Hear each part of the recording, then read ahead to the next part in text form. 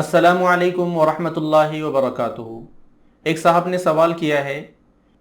वो लिखते हैं कि क्या फरमाते हैं मुफ्तियान किराम इस मसले के बारे में।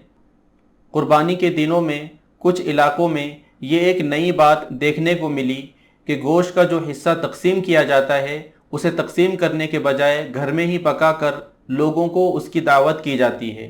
क्या इस तरह करना दुरुस्त है?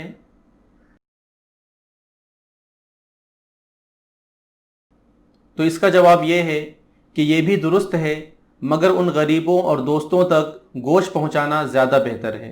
वो अपने बाल बच्चों को और दूसरे अपने गरीब रिश्तेदारों को भी खिला सकते हैं, और वो एक वक्त के बजाय दो वक्त भी खा सकते हैं।